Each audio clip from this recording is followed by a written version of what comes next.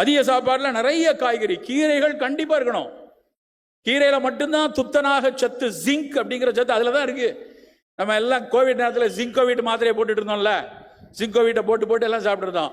நேச்சுரலா ஜிங்க் இருக்கிறது ரெண்டே பொருள் தான், ஒன்னு நிலக்கடலை, இன்னொன்னு கீரை.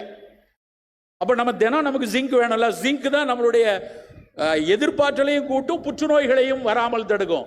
அப்ப தினம் ஒரு கீரை, என்ன கீரைனாலும், பசலையோ புண்ணாக்கு கீரையோ அரைக்கீரையோ முருங்கைக்கீரையோ ஏதோ ஒரு கீரை நமக்கு தினம் கண்டிப்பா நல்ல குவான்டிட்டியில இருக்கணும்.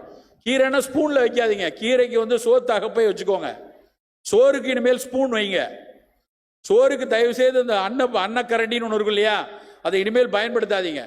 அன்னக்கரண்டி உங்க வீட்டில் இருந்ததுன்னா போய் நாமக்கல் மலையை பார்த்து ஒரு கும்பிடு போட்டு கிழக்கு பக்கம் எனக்கு தலையை சுற்றி அன்னக்கரண்டி அடிச்சிருங்க. இனிமேல் வேண்டாம், சோறு எடுக்கிறதுக்கு இனிமேல் ஸ்பூன் போதும். இந்த அன்னக்கரண்டியை பார்த்தாலே எனக்குலாம் அந்த பிடபிள்யூடி ஆஃபீஸில் நிற்கிற பொக்லைன் எந்திர மாதிரி இருக்கும். அப்படியே பாலமாக மண் எடுக்கிற மாதிரி சோறை அப்படி சாப்பிட்டு சாப்பிட்டு தான் நம்ம சக்கரை வியாதி வச்சுருக்கோம். சோறு மிக குறைவாக இருக்கட்டும். அதுவும் நல்ல இங்கே அவர் டிஆர்ஓ சார் பேசும்போது சொன்னார், இங்கே 68 வகையான பாரம்பரிய அரிசிகளை இங்கே அதிகாரிகள் வைத்திருக்காங்கன்ட்டு. இனிமேல் உங்கள் வீட்டு சாப்பாடு பாரம்பரிய அரிசியாக இருக்கட்டும்.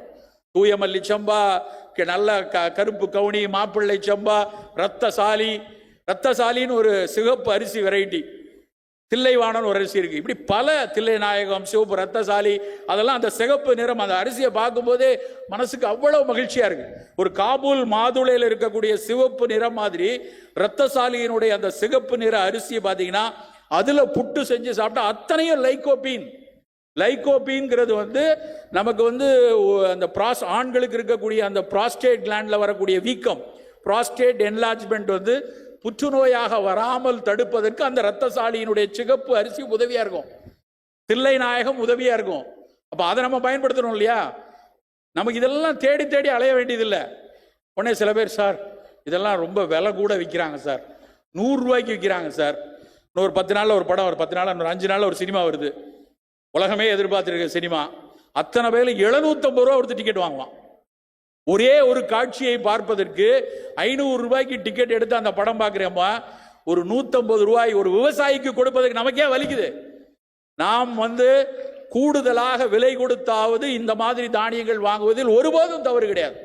நாம் அப்படியான உணவுகளை சாப்பிட்டு சாப்பிட்டு சாப்பிட்டு நம்முடைய உடலில் கொஞ்சமேனும் நமக்கு எதிர்ப்பாற்றலை கூட்டிக் கொண்டே வரணும்.